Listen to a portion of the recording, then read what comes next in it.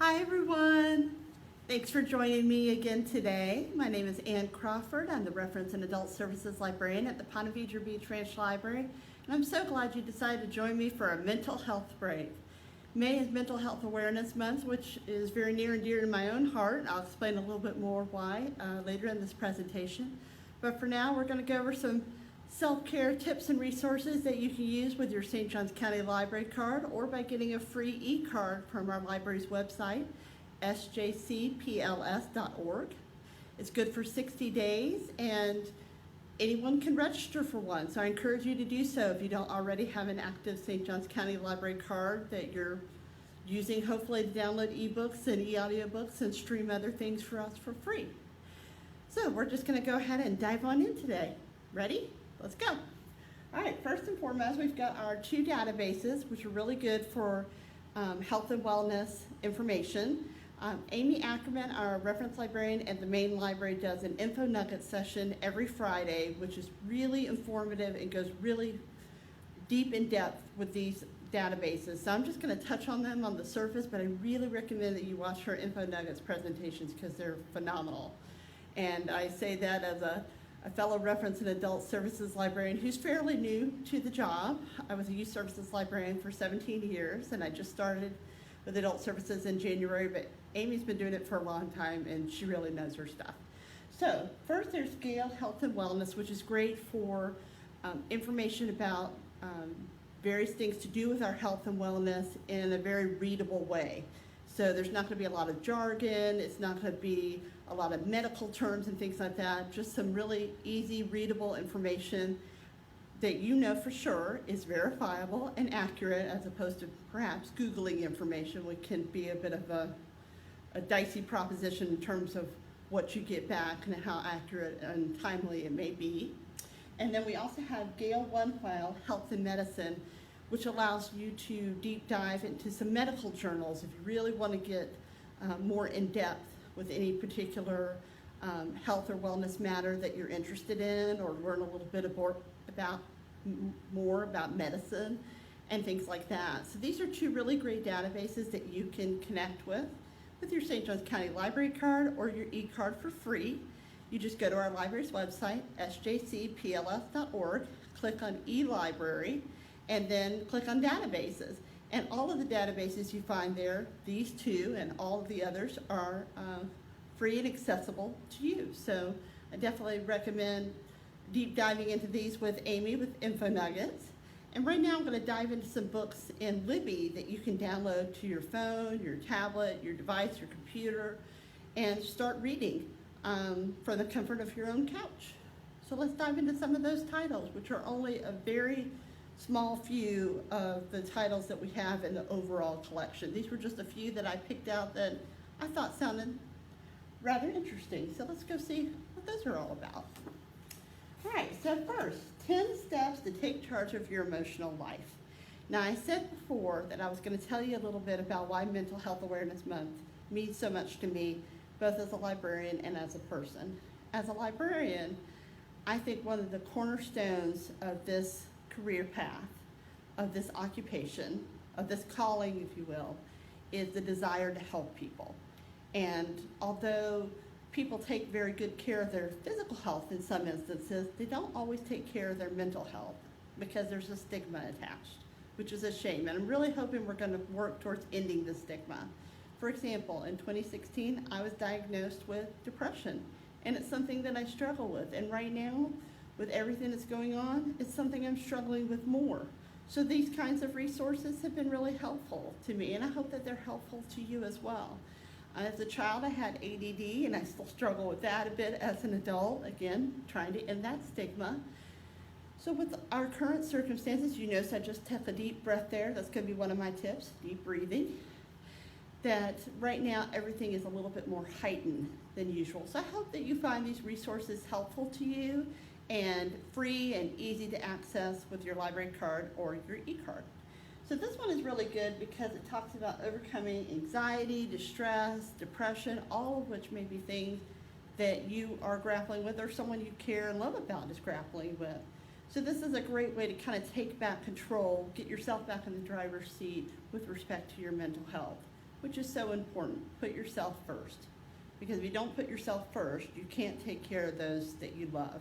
Much like on the airplane when they tell you about you've got to put the mask on your own face before you put it on your child. Even though as a mother myself, I find that one so hard.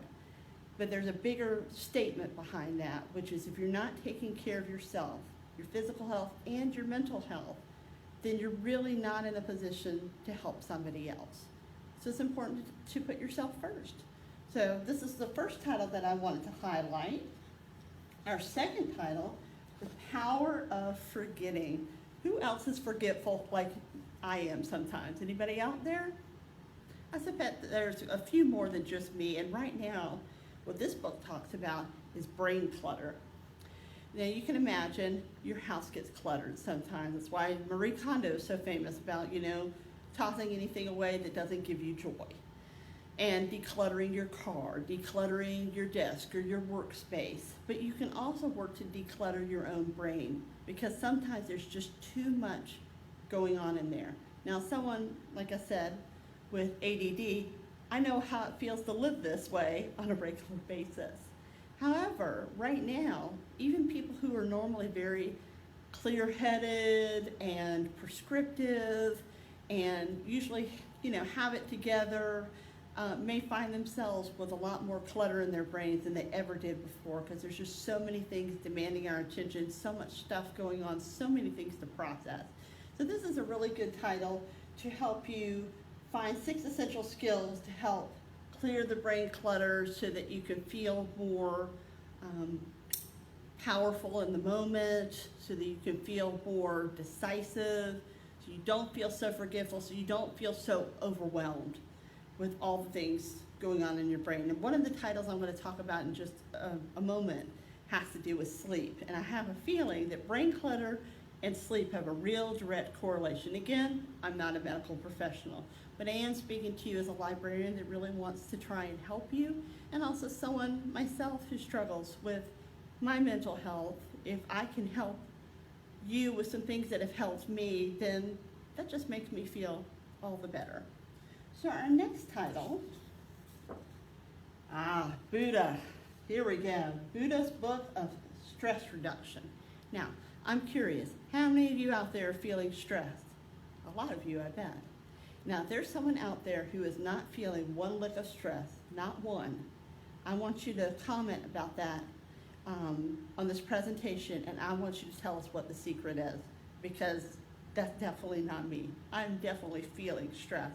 So this is a great title for helping you find mindfulness through meditation, through breathing, through finding ways that just kind of calm down what's going on in your brain, what may be going on with your mental health, or just to kind of find, as George Costanza said on Seinfeld, serenity now, which can be so important with just your overall well-being.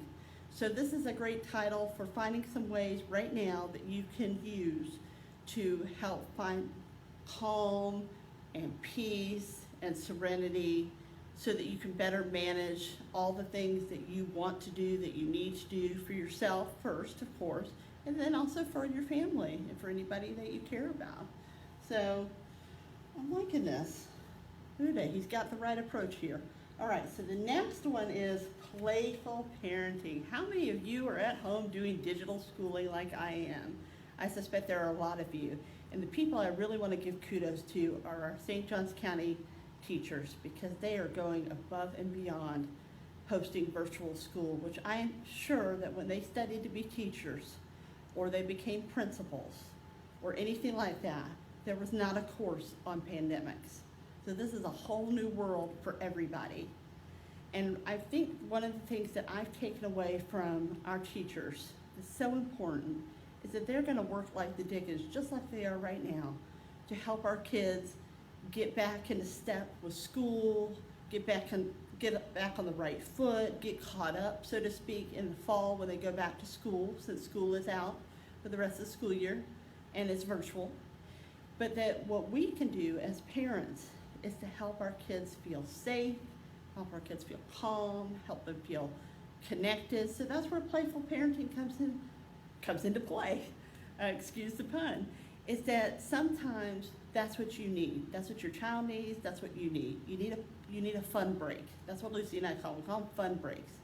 And at first, when we started digital schooling and working from home, I tried to have kind of this more regimented schedule because I thought that was going to be the key to success. It wasn't. It wasn't for her, and it wasn't for me, because we needed breaks.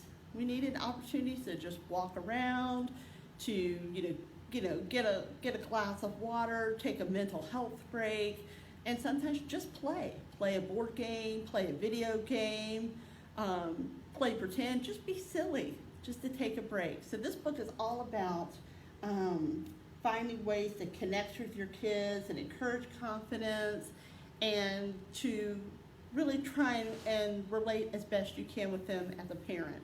And I think now more than ever, that's so incredibly important. And so we've got some interesting parenting books in Libby that I encourage you to check out, because this is a time to kind of find some new ways to connect as a family unit when you don't have all the things that you usually have to go run and do. You don't have, for example, in our family, Lucy had dance class and soccer and Girl Scouts, and there's all these activities that you can take your kids to do all these different things.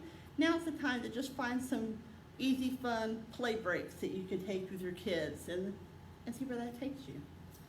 All right, so our next sign, which almost blends in with our wall here, the highly sensitive person, how to thrive in a world that overwhelms you. Well, I am a sensitive person, and right now the world is overwhelming me a bit. Maybe it's overwhelming you too. So this is a great book to find out, not necessarily how to change yourself, because there's certain things about your persona, about your mental health, about your brain chemistry, that you're not going to fundamentally change. And I don't say that as a mental health professional, or even as a librarian. I just say that as a person who struggles with my mental health. You're not going to fundamentally change those things necessarily, but you can change how you approach them, you can change how you adapt, you can change your response. And that's what I think this is helping that highly sensitive person to do, that person like myself who can feel bombarded and overwhelmed by everything that's going on. To take a moment to step back, deep breathe. Feel free to do it with me if you're watching this video, and find some ways and tips and tricks to adapt and better acclimate to the situation at hand. So this is a great book, especially right now, to what to do when the world overwhelms you, because it is a bit overwhelming, and I'm not afraid to admit that. It is a bit overwhelming. So hopefully each of these books, each of these resources is giving you ideas of things that you can look for in Libby and in our databases to take care of you. Take care of you first and foremost. So incredibly important. All right, so there's our yellow sign. Imagine our yellow wall. Rewire your anxious brain. So again, not eradicate your anxious brain, but how can you rewire it? What sorts of things can you do to help with those triggers, help with those things that are maybe making you feel anxious? So if you're someone who struggles with anxiety, or just right now, everything just is putting your teeth on edge, which you don't necessarily have to struggle with anxiety to feel that way. This is a great book about how you can deal with anxiety, panic, and worry. More relevant than ever. So again, just another resource that you can check out for free with the St. Johns County Library card or e-card, and just dive into when you're taking one of your breaks, and see if there aren't some tips and ideas in there that can help support you during this time. Okay, one of my favorites, sleep smarter. At the core of all of this is sleep. Sleep is everything. Sleep equals sanity. Talk to someone who has a newborn baby at home, like my friend Sarah and her husband Leon. Talk to someone who, for whatever reason, is having struggles with their sleep, if they have sleep apnea or snoring. Talk to somebody who just can't shut their brain off for sleep, like my husband, for example. Sleep matters. Sleep is the bedrock for all things helping you to maintain your mental health. It makes a difference of what you eat the next day. It makes a difference in how you feel, how you respond to situations, how you respond to other people, all of these things. Sleep really matters. Since I've already been personal about my ADD and my depression, I found out I had sleep apnea a couple of years ago, so I sleep with a CPAP machine, and I'm not ashamed about it because it helps me get so much better sleep, and it takes care of my health. And it was, again, one of those things where I had to kind of get over myself and my mentality and say, hey, I'm going to take care of me. I'm not going to be embarrassed about it. I'm going to do what I need to do to help myself live my best life. And so this book is great because it's talking about what you can do to help yourself get a better night's sleep, whether you're dealing with insomnia, whether you're not able to shut off your brain, whether you're not doing the things you need to do before you go to bed to really get yourself that really great night's sleep. I can't encourage this enough. Sleep matters. It really, really, really does. So this is a great title to check out. I wouldn't recommend reading it right before bed because I think sometimes thinking more about trying to get to sleep is counterintuitive to getting good sleep. But again, another title you can download to Libby because you can check out up to 10 titles a month, request up to 5. So download this one today and find out how you can get a better night's sleep. And that's going to help your mental health tremendously. Take it from someone who knows. All right. And I love that it's a 14-day plan. I can work in a 14-day plan. I think you can too. Happier at home. How interesting. So this is part of the Happiness Project, and I'm sure the authors, when they wrote this book, had no idea we were going to have a pandemic that was going to put us in the four walls of our house so much more than we're ever used to. So this title is more timely than ever. It's all about how to find happiness at home, how to cultivate a home that gives you serenity now and allows you to feel comfortable, allows you to feel happy, allows you to de-stress, all of those good things. And for anyone else who lives in that home with you. So I really recommend checking this one out. She says, kiss more, jump more, abandon self-control, and my other experiments in everyday life. What better time to try that than now? So that's Happier at Home. It's a New York Times bestseller. I think happiness is something we can all strive for. Even in these reduced and stressful circumstances, we can still find ways to cultivate that happiness. And I'll talk a little bit more about that in my tips, which are coming up right now. So taking care of you. Again, it all comes back to you've got to take care of yourself first before you can take care of anybody else. Your child, your spouse, your family members, anybody. You've got to take care of you.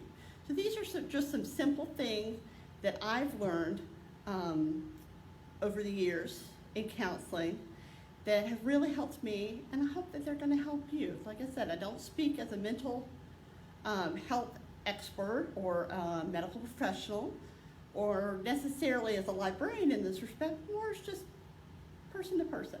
So let's see if some of these things might help you. They seem so deceptively simple, and yet they can make a really big difference. Sunlight. Did you know that 5 minutes of sunlight can change your brain chemistry? Seriously, 5 minutes, that's it. And I know it sounds simplistic, like how could you not be getting sunlight every day? But when you're working from home, doing digital school, trying to cook meals for your family, trying to take care of yourself, trying to take care of the house, sometimes it just seems like there's so much going on inside your house, there's not a lot of time and opportunity to get outside of it. So sunlight matters. So the next time you have that conference call at home, take it outside. Why not? Get some fresh air. We had someone in our neighborhood who set up a little desk for himself outside. He's been working outside using his Wi-Fi outdoors. A great idea. Get some fresh air and sunlight. It will make all the difference for you. Exercise.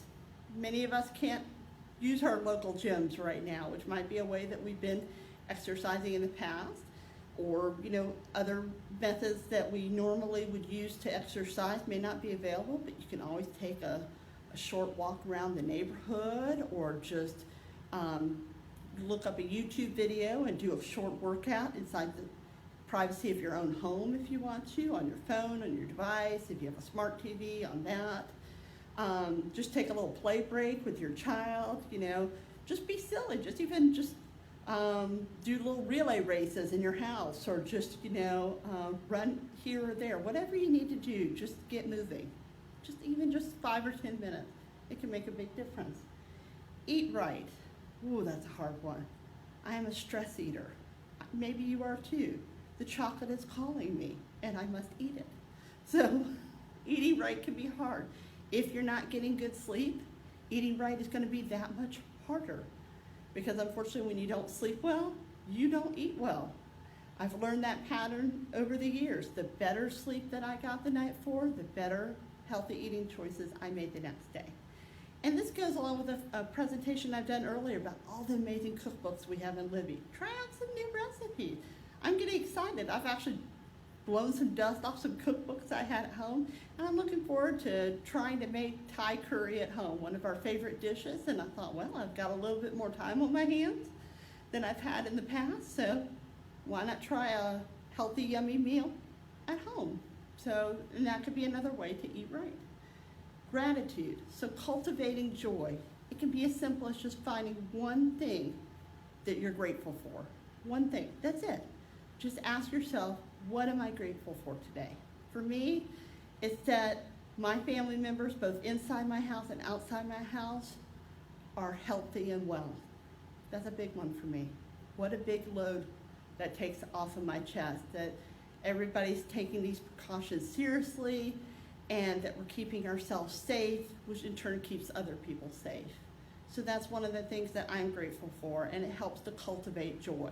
And all you have to do is think of one. It could be something big, it could be something small. It could be something as simple as, I made it through digital schooling today without losing my mind. There you go. That's what you're grateful for. Teachers, you can say that too.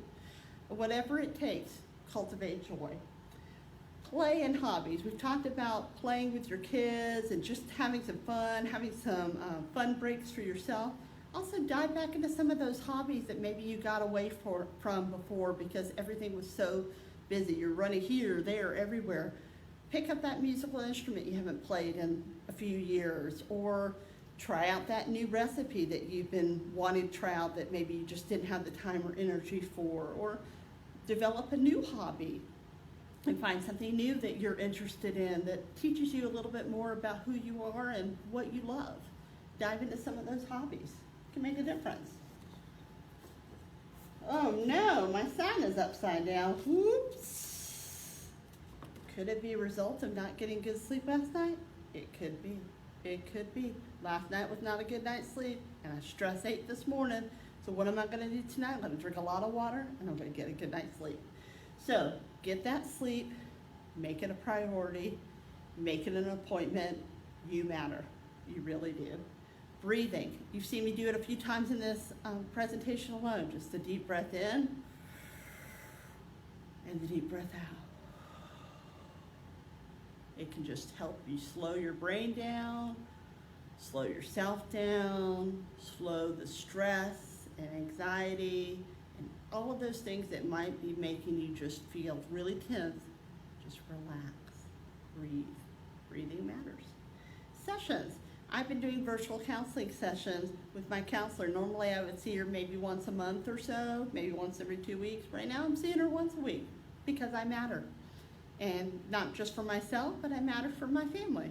And it's really helped me a lot. So if you see a counselor or a psychiatrist, they're doing virtual sessions. Take them up on it. Absolutely. Do it from the comfort of your own couch, and use your device, use your phone, whatever it is that you need to do. Take care of yourself because you matter.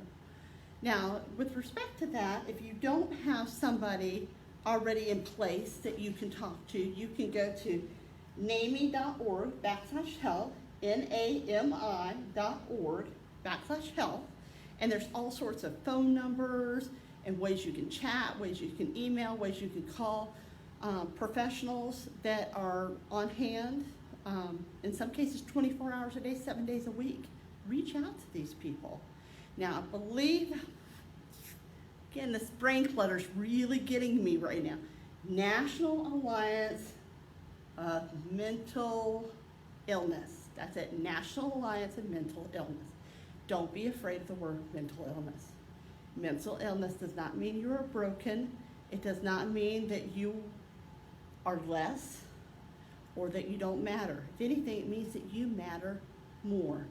So take care of yourself and check into that website if you need to find some other resources that you can use to support yourself. And last but not least, read. I would be less than a librarian if I didn't encourage you to read. What a great mental health escape. It's wonderful. You can dive into somebody else's world. You can learn a new skill. You can just escape from your everyday worries. Now, if you're really hardcore and you really want some perspective, you can even deep dive and go read The Stand or The Road or I Am Legend or Contagion or any of those stories and get some perspective of how much worse, or The Fifth Wave, how much worse it could possibly be. If you really want to go that route, you can. Or you can just simply kick back and enjoy some favorite authors or try some new ones. It's a great way to take a mental health break and get an escape. Dive into someone else's story. Take a break from your own. So those are my tips and resources today for Mental Health Awareness Month. Thank you so much for taking this mental health break with me. Again, use your St. Johns County Library card or get a free e-card for 60 days on our website, SJCPLS.org, and start diving into these resources today, putting yourself as a priority, taking care of yourself because you matter. So I wish you good health, take care of yourself, be well, and I'll see you next time. Bye.